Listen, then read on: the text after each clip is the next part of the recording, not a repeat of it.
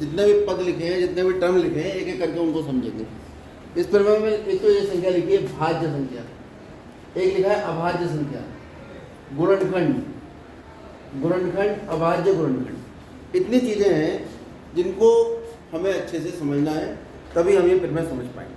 सबसे पहले हमने संख्याएं बताई थी आपको कल, ठीक है? कौन कौन सी बताई थी? प्राकृत संख्या, पूर्ण संख्या, फिर माइनस वाली भी आ गई थी, उन्हें पूर्णांक कहा था, ठीक है? उन्हीं में से अगर हम एक संख्या ले लें, मान लीजिए 10, तो ये देखा होगा आपने, 2 पंजे 10, 5 एकम 5, 10 को लिख देते 2 गुणा 5, कुछ याद आ रहा है? 12 है, 2 छिक्का 12, 2 दिया 6, 3 एकम 3, और 12 को लिख दिया 2 गुणा 2 गुणा। ये प्रक्रिया आप लोगों ने की होगी, इसे कहते हैं गुणनखंड करना। क्या क्या कहते हैं? हमने 12 को 3 संख्याओं के गुणनखंड के रूप में लिख दिया, 2 2 4 दिया 12। गणित में जहाँ भी ये बराबर का निशान लगा होगा, तो इस बराबर के निशान के बाईं तरफ जो भी लिखा है वही आएगा बराबर के निशान के दाईं तरफ। ऐसा नहीं हो सकता कि इधर 12 आ रहा है, यहाँ पे गुणा 3 हो रहा है। मतलब ऐसा नहीं हो सकता कि हम लिखते हैं 12 बराबर 3, नहीं हो सकता, या 12 बराबर 13। अगर बराबर का निशान लगा है तो LHS बाएं पक्ष में वही लिखा होगा जो दाएं पक्ष में। यहाँ पर हम देख रहे हैं कि जैसे हमारे पास 10 था, तो हमने 10 को देखा। ऐसी संख्याएं सोचिए जो खुद से ही कटती हैं और खुद के अलावा किसी से ना कटती। जैसे 2 से कटता है, 2 के अलावा किसी से कटता है, 1 से। 1 के बारे में हम विचार नहीं करेंगे। 2 के बाद दूसरी संख्या है 3, जो खुद से कटती है।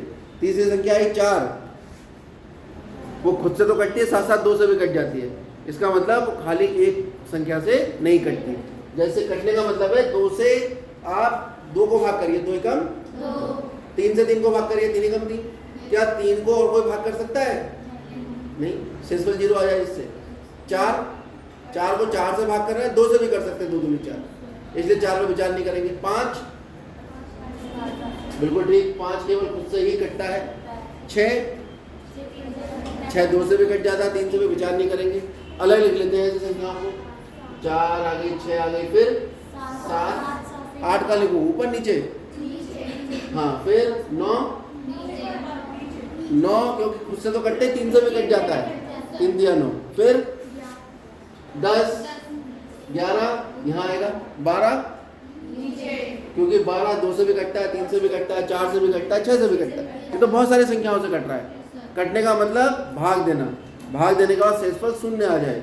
दूसरे शब्दों में किसी न किसी संख्या के पहाड़े में आता हो, है ना? जैसे 2 के पहाड़े में आता है 12, 2 छिक्का 12, तो 2 12 का गुणनखंड है।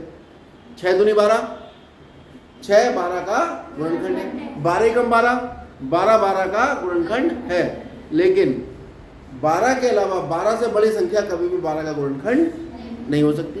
बात समझ में आ रही है? ऐसे ही अगली संख्या आ गई 13, 13 का लिखना चाहिए। 14 15, क्यों? 5 से भी कटता है, 3 से भी कटता है, और 16 17। तो ये जो हम ऊपर नीचे लिख रहे हैं इनको, ये वाली संख्याएं जो मैंने ऊपर लिखी हैं, ये कहलाती हैं अभाज्य संख्या। और भी आएंगी आगे, इन जैसी जितनी भी होंगी, जो संख्याएं केवल खुद से कटती हैं और किसी से भाग नहीं हो सकती, ऐसी संख्याओं को क्या कहते हैं हम? और जो संख्याएं खुद के अलावा भी किसी और संख्या से कटती हैं, उन्हें हम क्या कहते हैं? भाज्य संख्या। अभाज्य संख्याओं को इंग्लिश में कहते हैं हम प्राइम नंबर। क्या कहते हैं? Prime number. और भाज्य संख्याओं को हम कहते हैं कंपोजिट नंबर। ये वाली बात समझ में आ गई? ठीक। अब जैसे हम देख रहे हैं 10 कैसी संख्या है? भाज्य या अभाज्य? भाज्य। 2 कैसी संख्या है? भाज्य अभाज्य? 5 कैसी संख्या है? तो हमने एक भाज्य संख्या को 2 अभाज्य संख्याओं के गुणनफल के रूप में लिख दिया है। ऐसे ही 12 कैसी संख्या है? 2 कैसा है? ये 2 भी अभाज्य और ये 3, यानी हमने एक भाज्य संख्या को अभाज्य संख्याओं के गुणनफल के रूप में लिख दिया। ये 12 कैसी संख्या है? भाज्य संख्या। और भाज्य संख्या को लिख दिया मैंने अभाज्य संख्याओं का गुणनफल। क्या आप कोई ऐसी संख्या बता सकते हो जो भाज्य है और उस संख्या को अभाज्य संख्या के गुणनफल के रूप में ना लिखा जा सके? कोई भाज्य संख्या, जैसे 12 भाज्य संख्या है, इसको मैंने अभाज्य संख्याओं के गुणनफल के रूप में लिख दिया, तो क्या कोई ऐसी संख्या दुनिया में संभव है जो भाज्य है और उसे हम अभाज्य संख्याओं के गुणनफल के रूप में ना लिख पाए? जैसे 42 एक संख्या है, कैसी है? भाज्य है, तो इसे लिखेंगे 2 और 3 6 7 42। और अगर कोई संख्या, मान लो हम कह रहे हैं यहाँ पर 46, तो 46 किससे कट रहा है? 2 से। 2 एकम 2, 2 दूनी 4, 2 तिया। मान लो 47 होता, 47 कटता है किसी से? किसी से नहीं कटता। कैसे लिखते 47 को? 47 ज्यादा क्या करते?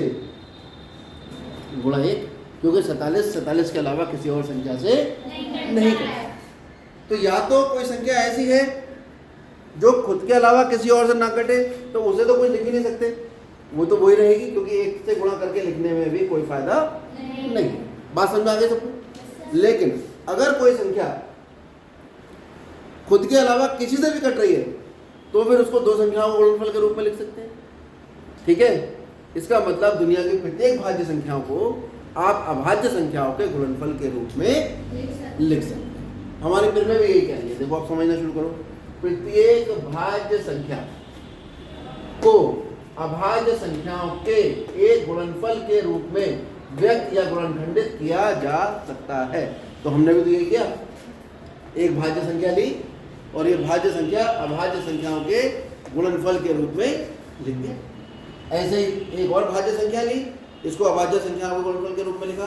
फिर ये विचार किया कि क्या कोई ऐसी स्थिति संभव है कि हम भाज्य संख्या को अभाज्य संख्या के गुणनफल के रूप में ना लिख पाए, और काफ़ी सोच विचारने के बाद हमें पता लगा ऐसी स्थिति संभव नहीं है। हमेशा हम प्रत्येक भाज्य संख्या को अभाज्य संख्याओं के गुणनफल के रूप में लिख सकते हैं। तो एक नियम बनकर तैयार हो कि प्रत्येक भाज्य संख्या, जैसे ये, को अभाज्य संख्याओं यानी 2 और 3 के गुणनफल के रूप में व्यक्त किया जा सकता है। ये वाली बात समझ में आ गई सबको? तथा इसके अलावा अब मान लो ये लिखा है 2 गुणा 2 गुणा 3, इसको ऐसे भी तो लिख सकते हैं, इसको 2 की घात 2 गुणा 3, और इसको ऐसा भी लिख सकते हैं 3 गुणा 2 की घात 2, क्योंकि गुणा में तो क्रम बदला जा सकता है। 3 दूनी भी 6 होता है और 2 तिया भी 6 होता है। अगर गुणा का क्रम लिखा है, गुणा के संख्याओं में क्रम को बदल दो, तो क्या उत्तर में कोई फर्क पड़ता है? नहीं पड़ता। तो अगली लाइन इसने ये, इसने कहा तथा यह गुणनखंड अभाज्य गुणनखंडों के आने वाले क्रम, ये जो क्रम है, के बिना, यानी क्रम का कोई भी प्रभाव नहीं है। चाहे 3 पहले लिखो 2 बाद में लिखो, चाहे 3 को 2 और इन 2 के बीच में लिख दो। ठीक है? क्रम के बिना कैसे होते हैं? आदित्य। आदित्य का मतलब इनके अलावा और कोई गुणनखंड संभव नहीं है। किस स्थिति में? जब हम भाज्य संख्या को किस रूप में गुणनखंड करते हैं? अभाज्य। लेकिन कोई बच्चा ये भी तो कर सकता है 12 को हम लिखेंगे 4 तिया 12, या 12 को हम लिखेंगे 6 दूनी 12, 12 को 6 × 2 लिखो, या 12 को 4 × 3 लिखो। दोनों बच्चों के गुणनखंड के आंसर अलग लगा दें। और जबकि इसने कौन से शब्द का प्रयोग किया है कि भाज्य संख्या के गुणनखंड जब हम करेंगे तो कैसे होंगे? आदित्य। यहाँ तो अलग लगा गए। कोई बता सकता है क्या इसका गड़बड़ है? क्या गड़बड़ हुई है इसमें कि प्रमेय हमारे यहाँ पर सत्यापित नहीं हो रही? प्रमेय तो ये कह रही है भाज्य संख्या को जब भी अभाज्य गुणनखंडों के रूप में लिखोगे, हमेशा उनका जो उत्तर आएगा कैसा होगा? अद्वितीय होगा, एक ही होगा, चाहे कोई भी सॉल्व करे। और यहाँ कितने उत्तर आ रहे हैं? क्या कारण है इसका? और एक गुणनखंड ये वाले होते हैं।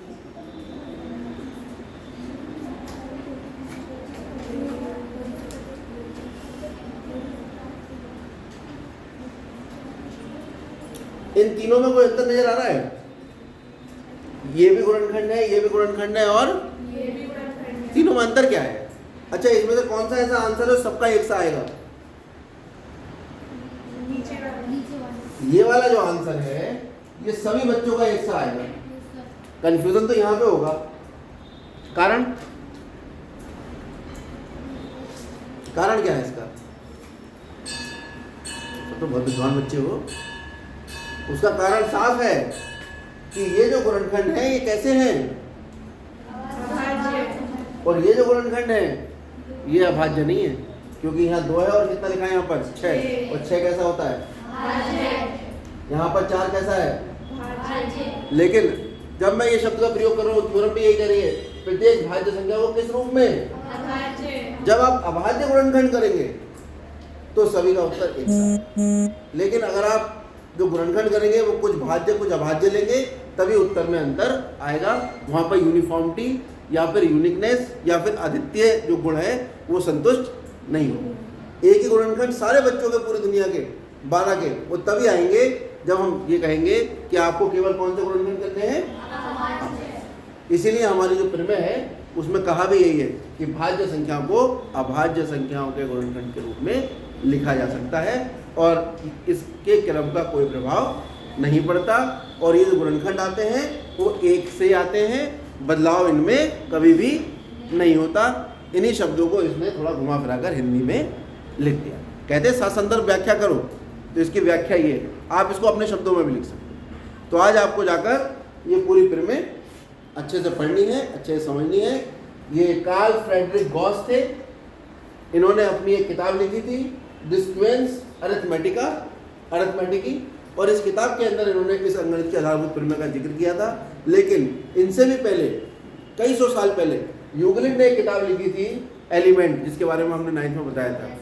उस किताब में इस प्रमेय का थोड़ा सा वर्णन मिला था कई सौ साल पहले, ठीक है। और ये जो कार्ल फ्रेडरिक गॉस हैं, इनको गणितज्ञों का राजकुमार भी कहा जाता है। अगर ऑब्जेक्टिव आता है कि गणितज्ञों का राजकुमार कौन है, Newton, Archimedes, Karl Frederick Gauss, और उसने एक नाम लिख दिया, ठीक है, तो फिर उसका उत्तर आएगा कार्ल फ्रेडरिक गॉस।